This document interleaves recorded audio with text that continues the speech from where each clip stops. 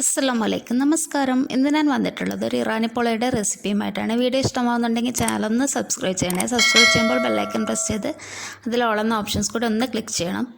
പിന്നെ ഞാനത് ചെയ്യാൻ വേണ്ടിയിട്ട് 4 മീഡിയം സൈസ് ചിക്കൻ പീസസാണ് എടുത്തിട്ടുള്ളത്. പിന്നെ നമുക്കൊരു പാനിലേക്ക് ചേർത്ത് കൊടുക്കാം. അതിനുശേഷം അതിലേക്ക് 1 സ്പൂൺ പച്ചമുളക് ചതച്ചത്, ചെറിയ കഷ്ണം ഇഞ്ചിയും അതുപോലെ തന്നെ 4-5 അല്ലി വെളുത്തുള്ളി ചതച്ചതും കൂടി ചേർത്ത് കൊടുക്കാം. പിന്നെ ഞാനിപ്പോൾ ഒരു തക്കാളിയുടെ 1/4 ഭാഗത്തോളം പിന്നെ കുറച്ച് മല്ലിയിലയും കറിവേപ്പിലയും കൂടി ചേർത്ത് കൊടുക്കുന്നുണ്ട്. തക്കാളി ഒന്നും കൂടി പോകരുത്, വളരെ ചെറിയ കഷ്ണം മാത്രം ചേർത്താൽ മതി. ഞാനിപ്പോൾ 1.5 ടീസ്പൂണോളം മുളക് പൊടി ചേർത്ത് കൊടുക്കുന്നുണ്ട്. മുളക് പൊടി 2-2.5 ടീസ്പൂണൊക്കെ ചേർക്കാം. പിന്നെ ഇതിലേക്ക് ചിക്കൻ മസാല കൂടി ചേർത്ത് കൊടുക്കാം. ഏകദേശം 1/4 മുതൽ 1 ടീസ്പൂൺ വരെയൊക്കെ ചേർക്കാം. പിന്നെ കുറച്ച് കുരുമുളക് പൊടി കൂടി ചേർത്ത് കൊടുക്കുക. പിന്നെ ആവശ്യത്തിനുള്ള ഉപ്പും കൂടി ചേർക്കുക. പിന്നെ കുറച്ച് മഞ്ഞൾപ്പൊടി കൂടി ചേർക്കണം, അത് ഇതിൽ വിട്ടുപോയതാണ്. പിന്നെ ഒരു 1/4 ഗ്ലാസ് മാത്രം വെള്ളം ചേർത്ത് കൊടുക്കുക. ഇതിപ്പോൾ കുറച്ച് ചിക്കൻ പീസസ് ആയതുകൊണ്ടാണ് വെള്ളം ചേർക്കുന്നത്, ഇടയിൽ പിടിക്കാതിരിക്കാൻ വേണ്ടിയിട്ട്. കൂടുതൽ ചിക്കൻ ആകുമ്പോൾ അതിൽ നിന്ന് തന്നെ വെന്തോളും.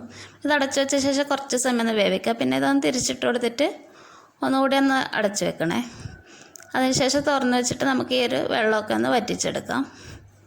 കരിഞ്ഞ് പോകരുത്, ഒന്ന് ശ്രദ്ധിക്കണം. വെള്ളം വറ്റി വരുന്ന സമയത്ത് ഫ്ലെയിം ഒന്ന് കുറച്ച് കൊടുക്കുക. ആദ്യം നമുക്ക് മീഡിയം ടു ഹൈ ഫ്ലെയിമിലൊക്കെ വെക്കാം, കുഴപ്പമൊന്നുമില്ല. പിന്നെ ഇതൊന്ന് വെന്തിട്ടുണ്ട്. ഇനി വേറൊരു പാനിലേക്ക് ഞാനിപ്പം വെളിച്ചെണ്ണ ചേർത്ത് കൊടുക്കുന്നുണ്ട്. പിന്നെ അതിലേക്ക് ചിക്കൻ പീസസ് ചേർത്തിട്ട് ഒന്ന് ഷാലോ ഫ്രൈ ചെയ്തെടുക്കുക.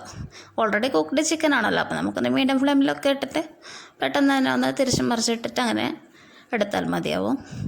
ഈ ഇറാനി പോള നമുക്ക് ഇഫ്താറിനൊക്കെ സെർവ് ചെയ്യാൻ പറ്റിയ നല്ലൊരു വിഭവമാണ്. പിന്നെ നമുക്ക് ഇതിലേക്ക് ഞാനിപ്പോൾ 2 മീഡിയം സൈസ് സവാള എടുത്തിട്ടുണ്ട്. അതുപോലെ തന്നെ 5 പച്ചമുളക്, കുറച്ച് ഇഞ്ചി വെളുത്തുള്ളി പേസ്റ്റ്, കുറച്ച് കറിവേപ്പിലയും മല്ലിയിലയും എടുത്തിട്ടുണ്ട്. ഈ ഒരു സെയിം ഓയിലിൽ തന്നെ നമുക്ക് ഇഞ്ചി വെളുത്തുള്ളി പച്ചമുളക് ഒന്ന് ചേർത്ത് കൊടുക്കാം. ഇതിൻ്റെ പച്ചമണം മാറുന്നത് വരെ നന്നായിട്ടൊന്ന് വഴറ്റി കൊടുക്കുക. ഞാൻ ഈ ഒരു സമയത്ത് തന്നെ കറിവേപ്പിലയും മല്ലിയിലയും ചേർക്കുന്നുണ്ട്. മല്ലിയില നമുക്ക് വേണമെങ്കിൽ അവസാനം ചേർക്കാൻ കുഴപ്പമൊന്നുമില്ല. നന്നായിട്ട് ഒന്ന് പച്ചമണം മാറി വരുമ്പോൾ നമുക്ക് ഇതിലേക്ക് സവാള കൂടി ചേർത്ത് കൊടുക്കാം. സവാള ചേർത്തിട്ട് നന്നായിട്ട് പച്ചമണം മാറുന്ന വരെ വഴറ്റി കൊടുക്കുക. ആവശ്യത്തിനുള്ള ഉപ്പ് കൂടി ചേർത്ത് കൊടുക്കണേ, അത് വിട്ടുപോയതാണേ.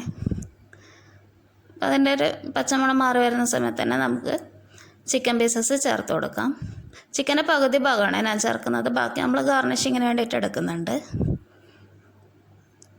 അതും കൂടി ചേർത്തിട്ട് നന്നായിട്ട് തന്നെ ഒന്ന് മിക്സ് ചെയ്ത് കൊടുക്കുക.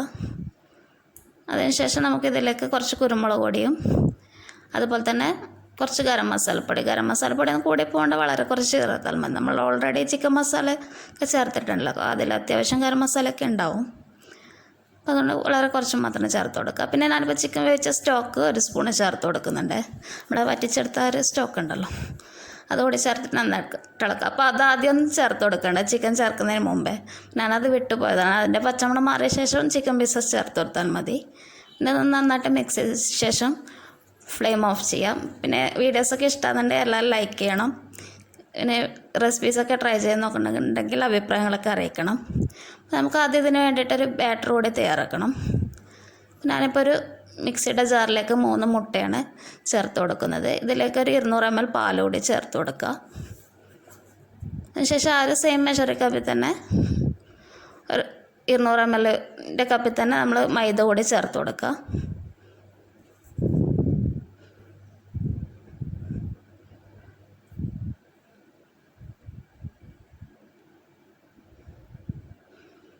പിന്നെ ഇതിലേക്ക് സൺഫ്ലവർ ഓയിൽ കൂടി ചേർത്ത് കൊടുക്കുക. ഒരു 1/4 ഗ്ലാസോളം മതിയാവും, 150 ml അടുത്ത് അങ്ങനെ ചേർത്താൽ മതി. പിന്നെ അതുകൂടി ചേർത്ത് കൊടുത്തിട്ട് ആവശ്യത്തിനുള്ള ഉപ്പും കുരുമുളക് പൊടിയും കൂടി ചേർത്ത് കൊടുക്കുക. കുരുമുളക് പൊടിയൊന്നും നന്നേ കൂടുതലൊന്നും ആവേണ്ട ആവശ്യമില്ല, ഏകദേശം ഒരു 1/4 ടേബിൾ സ്പൂണൊക്കെ മതിയാവും. ഇതൊരു ഫ്ലേവറിന് വേണ്ടിയിട്ട് ചേർക്കുന്നതാണേ. ഇത് നന്നായിട്ടൊന്ന് മിക്സിയിലൊന്ന് അടിച്ചെടുക്കുക.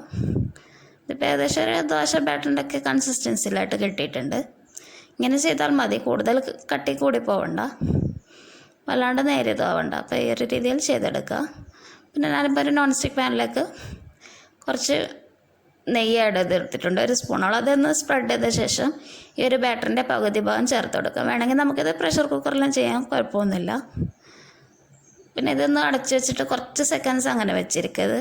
മസാലയൊക്കെ ഒന്ന് ചേർക്കുമ്പോൾ താഴ്ന്നു പോകാതിരിക്കാനാണ് ഇങ്ങനെ ചെയ്യുന്നത്. പിന്നെ നമുക്ക് ഈ ചിക്കൻ്റെ മസാല മിക്സ് ഒന്ന് ചേർത്ത് കൊടുക്കാം. ഇതിനൊക്കെ അത്യാവശ്യം എരിവൊക്കെ ചേർക്കണം, നല്ലൊരു രസം ഉണ്ടാവുള്ളൂ. പോള പോലത്തെ റെസിപ്പി ആയതുകൊണ്ട് മസാല ചേർക്കാൻ സമയത്ത് ഇതിൻ്റെ പാൻ്റെ സൈഡിലൊന്നും ആവാതിരിക്കാനൊന്ന് ശ്രദ്ധിക്കണേ. ബാക്കിയുള്ള ഭാഗത്ത് നമുക്ക് ഫില്ല് ചെയ്ത് കൊടുക്കാം.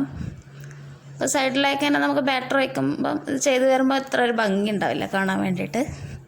പിന്നെ നമുക്ക് ബാക്കിയുള്ള ബാറ്റർ കൂടി ഒന്ന് ചേർത്ത് കൊടുക്കുക.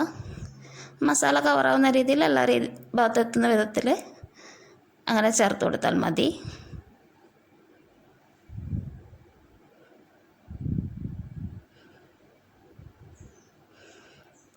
പിന്നെ ഇതിലേക്ക് ചിക്കൻ പീസസ് കൂടി ചേർത്ത് കൊടുക്കുക. പിന്നെ ഇതിൽ ക്യാപ്സിക്കം അതുപോലെ തന്നെ തക്കാളി വട്ടത്തിൽ അരിഞ്ഞത് കൂടി ചേർത്ത് കൊടുക്കുന്നുണ്ട്.